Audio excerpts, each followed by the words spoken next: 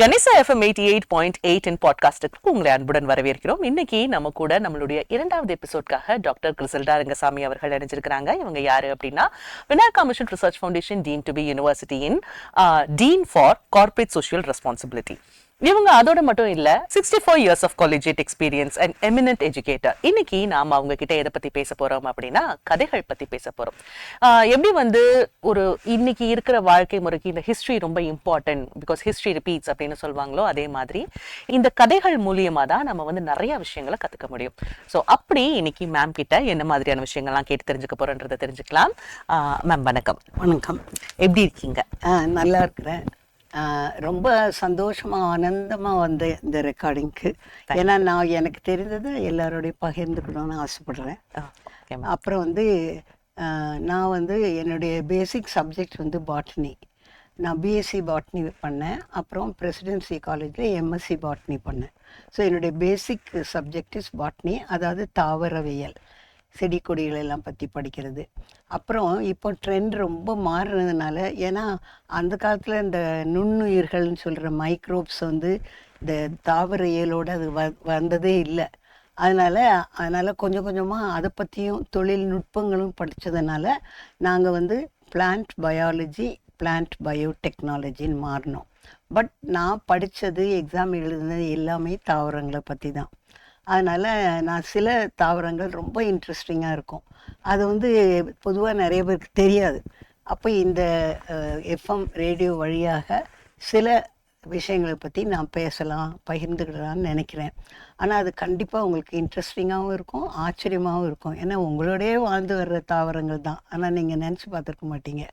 அந்த மாதிரி சில விஷயங்களை சொல்லலான்னு, அதுக்கு எனக்கு ஒரு சந்தர்ப்பம் கொடுத்ததற்கு நான் 88.8 எஃப்எம்க்கு நன்றி சொல்லிக்கிறேன். Thank you so much ma'am. சொன்னாங்க இல்லையா, இவங்க வந்து பாட்னி தான் இவங்களுடைய மேஜர். அதுதான் வந்து தாவரங்கள் வந்து கூடவே நம்ம கூட பயணிச்சுட்டு இருக்கிற தாவரம் என்னெல்லாம் விஷயம்லாம் பண்ணுது அப்படின்ற மாதிரியானதெல்லாம் நம்ம இன்னைக்கு கேட்டு தெரிஞ்சுக்க போறோம். மேம், நீங்க சொல்ல போற ஃபர்ஸ்ட் தாவரம் எது? நான் வந்து முதல்ல சொல்ல போகிற தாவரம் வந்து பலா பழம், ஜாக் ஃப்ரூட். இப்போ வந்து பலவிதமான, நான் எப்பவும் கடவுளுக்கு என்ன நன்றி சொல்லுவேன்னா, எப்படி தான் கடவுளுக்கு இவ்வளோ விதமான ஃப்ரூட்ஸு, இவ்வளோ அழகான ஃப்ரூட்ஸு, இவ்வளோ விதமான வாசனைகள், இவ்வளோ விதமான நிறங்கள். ரொம்ப நீங்கள் ஃப்ரூட்ஸை நினச்சாலே டெய்லி கடவுளுக்கு நன்றி சொல்ல வேண்டி வரும், அவ்வளோ வெரைட்டி. அதை வந்து பயோடைவர்சிட்டின்னு சொல்லுவோம். இப்போ திடீர்னு ஒருத்தங்க எங்கள் வீட்டுக்கு பலாப்பழம் கொண்டு வந்தாங்க. உடனே அந்த பலாப்பழத்துலேருந்து நான் ஒரு ஸ்டோரி பண்ணேன். ஸ்டோரியில் ஆக்சுவலாக நடந்தது, நீங்கள் நம்பவே மாட்டீங்க. இந்த முதல்ல பலாப்பழம் தாவரவியல் படி பார்த்தா இட் இஸ் கால்ட், அதுக்கு வந்து காம்பவுண்ட் ஃப்ரூட்டுமாங்க, கூட்டுப்பழம். எப்படின்னா அந்த மலர்கள் எல்லாம் ஒன்றா சேர்ந்து தான் இந்த பழத்தை உண்டாக்குது. உங்களுக்கு வெளியில் பார்த்தா முள்ளாக தான் இருக்கும், வேறு எதுவுமே நீங்கள் பார்க்க மாட்டீங்க. அதை உடைச்சி பார்த்தா தான் அந்த பழம்லாம் தெரியும். சிலர் சொல்லுவாங்க, அவள் வந்து பலாப்பழம் மாதிரி வெளியில் கொஞ்சம் கரடு முரடாக இருப்பா, ஆனால் உள்ளத்தில் ரொம்ப நல்ல ஸ்வீட் லேடி அப்படின்னு சொல்லுவாங்க. அப்போ பலாப்பழத்தை ஒரு கம்பேரிசனுக்கு யூஸ் பண்ணுவாங்க. அப்புறம் பலாப்பழம் பிடிக்காதவங்க யாருமே இருக்கவே மாட்டாங்க. அப்புறம் அது சைஸ்லேயும் ரொம்ப பெருசாக இருக்கும், நிறையா கிடைக்கும். அடிக்கடி நம்ம சென்னையில் அதை பார்க்கலாம். அதை பற்றி நான் வந்து நிஜமாக நடந்தது, அனுபவம் நடந்த விஷயம் பலாப்பழத்தை பற்றி, அதை உங்கள்கிட்ட சொல்லலான்னு நான் நினைக்கிறேன். அந்த படத்தில் என்ன விசேஷம்னு சொன்னால், மலர் கொத்து இருக்கும் பலா மரத்தில். நிறைய இதிலெல்லாம் தனித்தனி பழங்கள். இப்போ கொய்யா மரம்னா கொய்யா பூ வந்து கொய்யா பழமாக மாறும். ஆனால் பலா மரத்தில் எப்படின்னா ஃபுல் பூங்கொத்தும் சேர்ந்து ஒரு பழத்தை உண்டாக்கிரும். அதுக்கு நாங்கள் டெக்னிக்கல் டேர்ம் சொரோசிஸ்ன்னு சொல்லுவோம். சொரோசிஸ் இஸ் அ காம்பவுண்ட் ஃப்ரூட். அது ஒரு கூட்டு பழம். இப்போ நான் கதைக்கு வர்றேன். ஒருத்தங்க வந்து, இது நிஜமாக நடந்தது, கதை இல்லை, கற்பனை இல்லை. ஒருத்தங்க வந்து எங்கள் வீட்டில் வந்து பலாப்பழம் கொண்டு வந்து கொடுத்தாங்க கொஞ்சம் நாளைக்கு முன்னால். எது கொடுத்தாங்கன்னா, நான் ஊருக்கு போயிருந்தேன், அப்போ நான் வாங்கினேன், உங்களுக்கு ஒன்று கொடுக்கலான்னு நினச்சேனுங்க. அது வந்து அன்பு.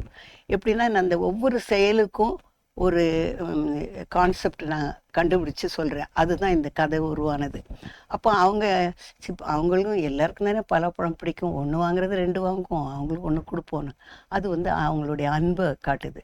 அவங்களுடைய நேபருக்கு, பக்கத்து வீட்டுக்காரங்களுக்கு கொடுப்போம்னு நினைத்த ஒரு அன்பு. அது வந்து வந்ததுன்னொடனே நான் உடனே சொன்னேன், இவ்வளோ பெரிய பழத்தை எப்படி ஒருத்தங்க மட்டும் சாப்பிட முடியும்னோடனே நம்மளுக்கு தெரிஞ்சவங்க சரி ஓகே நல்ல க்ளீனாக 8 துண்டாக போட்டுடலாம் அப்படின்னு சொல்லிட்டு எங்கள் தோட்டக்காரர் ரொம்ப அழகாக வெட்டுவார், அவரை கூப்பிட்டு 8 துண்டாக்கியாச்சு.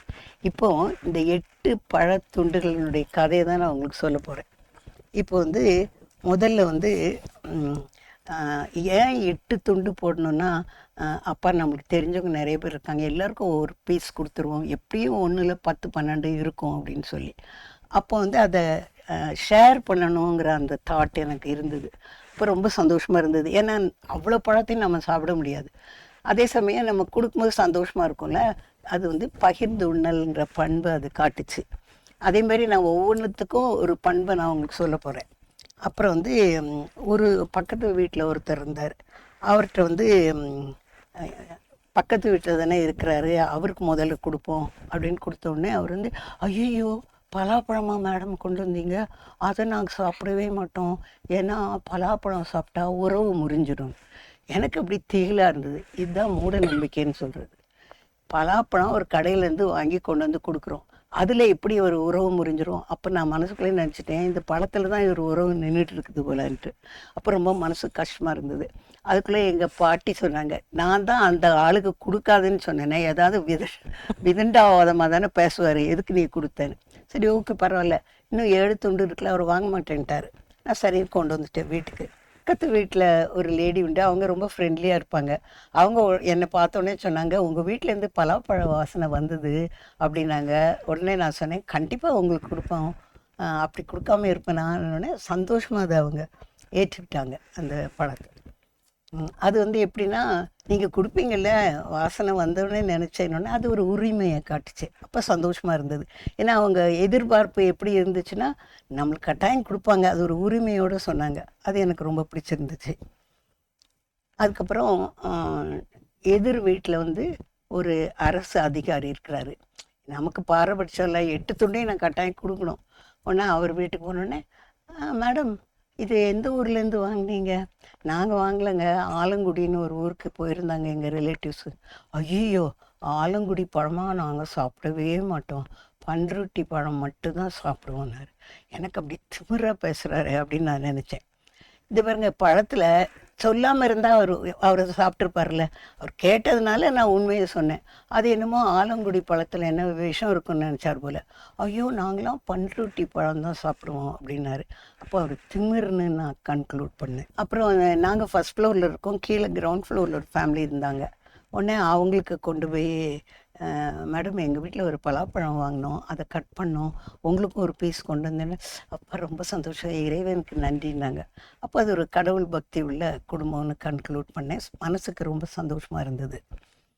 அதுக்கப்புறம் எங்கள் வீட்டில் வேலை செய்கிற எங்கள் வீட்டிலே வேலை செய்கிற அவளுக்கு கொடுக்காம இருக்க முடியுமா, அதனால் அவளுக்கு ஒரு பீஸ் கொடுத்தோன்னே அவள் உடனே சொன்னாள், இந்த வருஷம் நான் வாங்கவே இல்லை பலாப்பழம், நீங்கள் கொடுத்துட்டீங்க, எங்கள் பிள்ளைகளும் எல்லாருமே ரொம்ப சந்தோஷப்படுவாங்க அப்படின்னு சொன்னான்.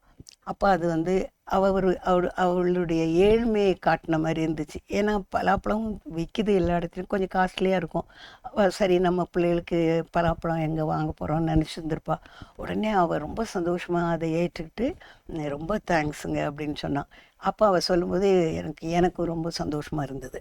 அப்புறம் வந்து எனக்கு எங்கள் அப்பாவுக்கு ஒரு கிளாஸ்மேட் இருந்தார், அவர் எங்கள் வீட்டு பக்கத்தில் தான் இருக்கார். இப்போ அவருக்கு கொடுக்கலாமே, அந்த சாருக்கு கொடுக்கலாமே அப்படின்னு சொன்னோடனே, சரி கொடுத்துரு அவங்களுக்கு அப்படின்னு சொன்னோடனே நான் அதை கொண்டு போய் கொடுக்க போனேன். உனக்கு கொடுத்தோன்னா ரொம்ப சந்தோஷமாயிருச்சு. உடனே அவர் சொன்னார், என்ன ஒரு பீஸ் தான் கொண்டு வர்றீங்க, அடுத்த தடவை முழு பழமாக கொண்டு வாங்க, ஏன்னா எங்கள் வீட்டில் எல்லாருக்கும் பலாப்பழம்னா உயிருன்னாரு. இப்போ ரொம்ப சந்தோஷமாக இருந்தது. பரவாயில்ல, நம்ம ஒரு 10 12 சோழ தான் இருந்திருக்கும், இருந்தாலும் அதை அன்பாக அவர் ஏற்றுக்கிட்டார். அது வந்து ஆக்சுவலாக நட்பு, ஒரு நட்புனால தானே மேடம் நம்மளுக்கு கொண்டு வந்தாங்க, நம்மளையும் ஒரு ஆளாக நினச்சாங்கல்ல அப்படின்னு ரொம்ப தேங்க் பண்ணார். ரொம்ப சந்தோஷமாக இருந்தது. அதுக்கப்புறம் நான் வந்து எங்கள் வீட்டில் உள்ள மெம்பர்ஸ் கொடுக்க வேண்டாமா, இந்த பாருங்க இங்கே இருக்குது, டேபிளில் இருக்குதுல்ல, நீங்கள் எல்லோரும் சாப்பிடுங்க அப்படின்னா ஓகே அப்படின்னாங்க. அப்போ நான் அதை ஒரு கடமையாக நினச்சேன். ஒரு பெரிய பழம் வந்தது, அவங்களுக்கு இவங்களுக்கு கொடுத்தா நம்ம வீட்டில் உள்ளவங்களுக்கு கொடுக்க வேண்டாமா? நான் ஓடி ஓடி பக்கத்து வீட்டுக்கெல்லாம் போயிட்டு இருந்தேன். அதனால எங்கள் வீட்டில் உள்ளவங்களுக்கு கொடுத்தேன். ரொம்ப சந்தோஷப்பட்டாங்க. ஒரு அங்கிள் எங்கள் வீட்டுக்கு வருவார். அப்பா அவர் வீட்டில் வந்து கதை பேச ஆரம்பித்தா போகவே மாட்டார். சரி, அவரை போக வைக்கிறதுக்கு ஒரு வழி சொல்லிட்டு அவருக்கு கொடுத்தேன். ஐயோ, பலாப்பழமாக கண்ணில் காட்டிடாதீங்க, அவ்வளோதான், நான் செத்தேன். அப்புறம் வீட்டில் போய் அந்த வீட்டில் பலாப்பழம் சாப்பிட்டேன்னு சொன்னால் வீட்டிலேயே அனுமதிக்க மாட்டாங்கன்னு. அது வந்து அவருடைய நோயை குறிச்சு. ப்ராபபிளி அவருக்கு சுகர் இருந்திருக்கும் போல். ஆனால் இப்போ லேட்டஸ்ட்டு கண்டுபிடிப்பு வந்து மாம்பழம் பலாப்பழம் எல்லாம் சாப்பிடலாம். ஏன்னா இது வந்து ஃப்ரக்டோஸ்னு ஒரு விதமான சுகர். இந்த குளுக்கோஸுங்கிறது தான் கொஞ்சம் மோசம்னு சொல்லுவாங்க. இப்போது என்ன நான் சொல்ல போகிறேன்னா, 8 துண்டு நாங்கள் வெட்டினோம். இந்த ஒவ்வொரு துண்டுக்கும் ஒவ்வொரு கதை வந்துச்சு பாருங்க. அப்போ ஒரு பலாப்பழத்தினுடைய பரிமாணங்கள் வந்து எவ்வளோ வித்தியாசமாக இருக்குதுன்னு பாருங்கள். இது வந்து எனக்கு எதை ரிஃப்ளெக்ட் பண்ணுதுன்னா, நம்ம பலவிதமான மனிதர்களோடு வாழ்கிறோம். அதுதான் ஒரு சொசைட்டி, அதுதான் ஒரு சமூகம், அதுதான் டைவர்சிட்டி. நம்ம 5 விரலும் ஒரே மாதிரி இருக்காதுன்னு சொல்கிறோம்ல, அந்த மாதிரி ஒரு சொசைட்டியில் ஒவ்வொருத்தரும் ஒவ்வொரு மாதிரி இருப்பாங்க. இந்த ஒரு சின்ன பழம் டிஸ்ட்ரிபியூஷனில் I studied a lot of things, especially about the mentality of people. அப்போ சில சமயம் நம்ம வந்து டிசப்பாயிண்ட் ஆகிடுறோம். ஐயோ, நான் ஒன்று நினச்சேன், இவங்க என்ன இப்படி சொல்கிறாங்கன்னு சொல்லும்போது we don't have to be disappointed ஆகணும்னு அவசியமே இல்லை. ஏன்னா எல்லாரும் ஒரே மாதிரி இருக்க மாட்டாங்க. ஏன்னா எனக்கு தெரியும் நிறைய பேர் அவங்க வீட்டுக்குள்ளேயே பலகாரங்கள்லாம் வச்சு எறும்பு ஊர் வரைக்கும் வச்சுருப்பாங்க, கொடுக்கவே மாட்டாங்க. அந்த பகிர்ந்துண்ணல்லாம் வரவே வராது. ரொம்ப நல்லா இருந்தது மேம். ஆக்சுவலி ரொம்ப ரொம்ப நல்லா இருந்தது. இப்போ நீங்க பலாப்பழத்தை பத்தி சொல்லும்போது எனக்கு கொஞ்சம் பலாப்பழம் பத்தி எனக்கு டவுட்ஸ் வந்துச்சு. ஏன்னா நீங்க சொன்ன கதை வந்து எனக்கு அந்த ஸ்மெல்லே வந்துச்சுன்னு வச்சுக்கோங்களேன். அவ்வளவு க்ளோஸா வந்துச்சு. ஏன்னா அந்த பச்சை கலர் வந்துருச்சு, கண்ணுல திறந்து பார்த்தா சோழ வந்துருச்சு, ஃபுல்லா எல்லோ கலர் பழம் வந்துருச்சு. அந்த பழம் விதை முத கொண்டு நம்ம வந்து குழம்புல போடுறது உண்டு இல்லையா? சோ இப்போ இந்த பலாப்பழம் அப்படின்னு நம்ம சொல்லும்போது இத மோஸ்ட் டைப் ஆஃப் ஆப்பிள் அப்படின்னா கூட நம்ம எப்படி அது பழுத்த பழமா கண்டுபிடிச்சிடலாம், மாம்பழம் கண்டுபிடிச்சிடலாம். ஆனா இந்த பலாப்பழத்தை வந்து எப்படி வந்து ஒரு பழுத்த பழமா இல்லையா அப்படின்றத கண்டுபிடிக்கலாம்? ஆமா, சில இதுலயும் ஒரு உண்மை இருக்குது. சில மனிதர்கள் பார்க்கறதுக்கு கரடு முரடா இருப்பாங்க, பலாப்பழம் மாதிரியே.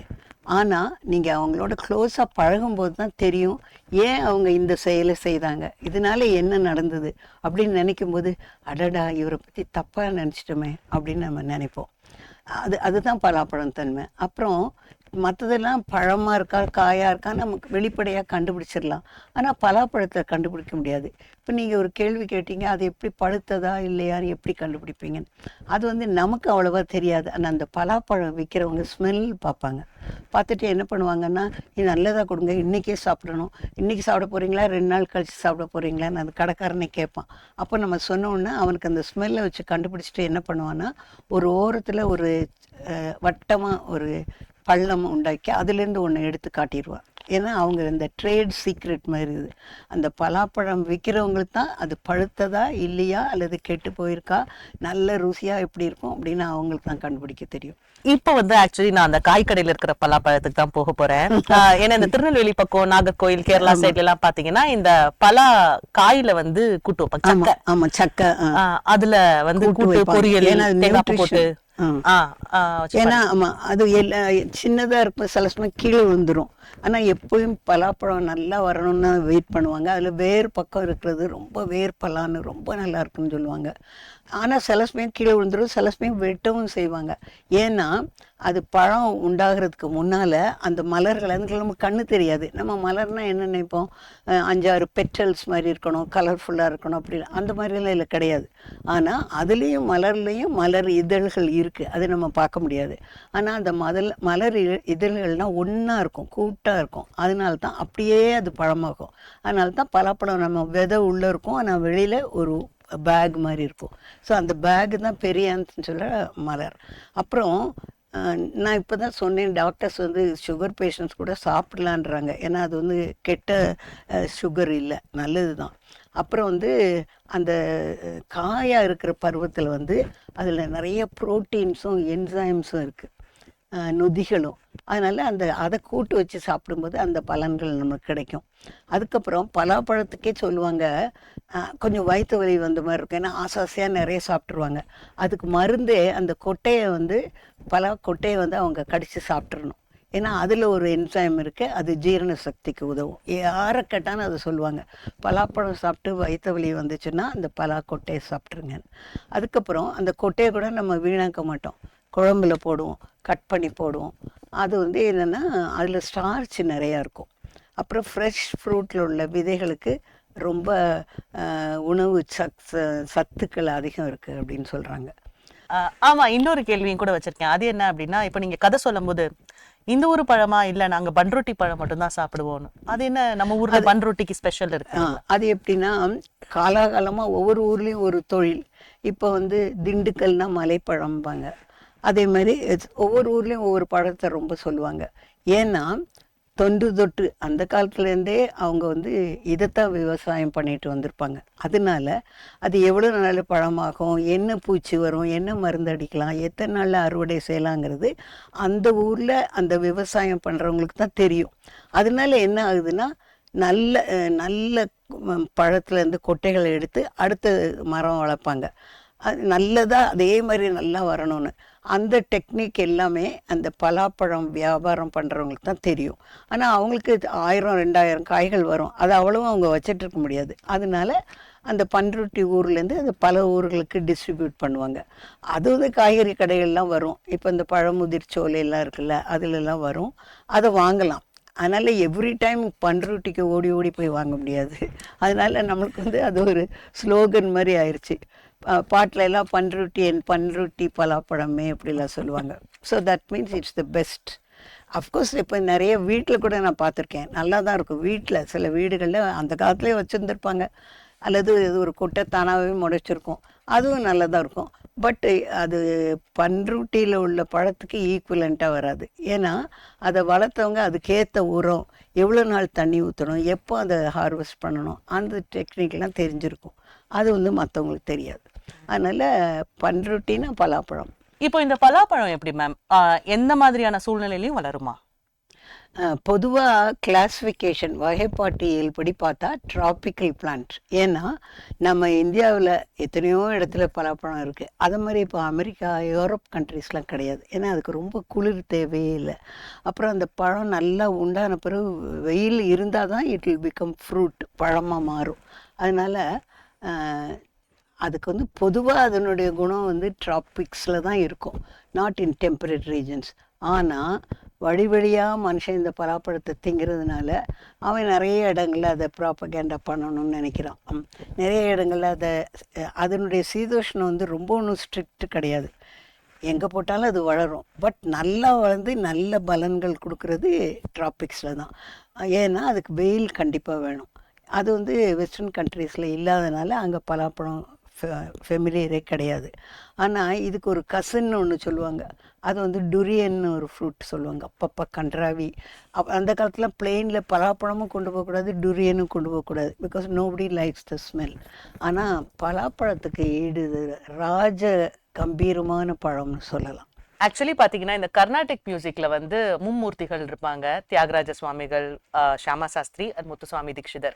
இதுல இந்த முத்துசுவாமி தீட்சிதரோட கீர்த்தனைகளை வந்து பலாப்பழத்துக்கு ஒப்பிடுவாங்க. அது ஏன் அப்படின்னா வந்து பார்க்க ரொம்ப கரடு முரடான ஸ்வரங்களா இருக்கே, எப்படி பாட போறோம் அப்படின்னு பயந்துட்டே பாடினா, ஆனா அந்த பாடலை கேட்கறவங்களுக்கு வந்து அது ரொம்ப ரொம்ப இனிமையா இருக்கும் அப்படின்ற மாதிரி. அதே மாதிரி தான் இந்த பலாப்பழமும். அதே மாதிரி இன்னைக்கு நம்மளுடைய ஷோவுமே ரொம்ப தித்திப்பா இருந்திருக்கும்னு நினைக்கிறேன். பலாப்பழங்களை பத்தி நீங்க நிறைய தெரிஞ்சிருந்திருப்பீங்க. நான் ஆக்சுவலி இன்னைக்கு ரொம்ப தெரிஞ்சுக்கிட்டேன். இல்லை, ஒன்று நான் சொல்ல மறந்துட்டேன், பலா வாழை முக்கணிகள் அதில் வந்து இது இடம்பெற்றிருக்கு. ஏன்னா இது ஒரு அவுட்ஸ்டாண்டிங்காக ரிமார்க்கபுல்லாக உள்ள ஒரு பழம், இறைவனால் உண்டாக்கப்பட்ட ஒரு புதுவிதமான பழம். எல்லாரும் அதை சாப்பிட்டு பயன்பெறலாம்னு நான் நினைக்கிறேன். ஆமா, அதே மாதிரி வந்து தியாகராஜரோட வாழைப்பழத்துக்கு சொல்லுவாங்க அவரோட பாட்டை. அந்த வாழைப்பழம் மாதிரி இதான். ஆக்சுவலி உங்ககிட்ட ரொம்ப பேசுறது ரொம்ப ஈஸியா இருக்குது. லைக் ஒரு 64 years ஆஃப் காலேஜியேட் எக்ஸ்பீரியன்ஸ்க்குன்னு ஒரு டீச்சர் கிட்ட, ஒரு டீன் கிட்ட பேசுற ஃபீலிங் இல்லாம லைக் ஏதோ ஒரு நல்ல கதை சொல்லிக்கிட்ட பேசுற ஒரு ஃபீலிங் இருக்குது. Thank you so much for coming ma'am. நம்ம நெக்ஸ்ட் எபிசோட்ல கண்டிப்பா பார்ப்போம். கண்டிப்பாக. தேங்க்யூ ஃபார் ஜாயினிங் கரிசா FM 88.8 இன் பாட்காஸ்ட். நன்றி, எனக்கு இந்த நல்ல வாய்ப்பை கொடுத்ததற்கு கணேசா 88.8 FM, அது மட்டும் இல்லாமல் விநாயகா பல்கலைக்கழகத்திற்கும் நான் நன்றி சொல்கிறேன். நன்றி மேம்.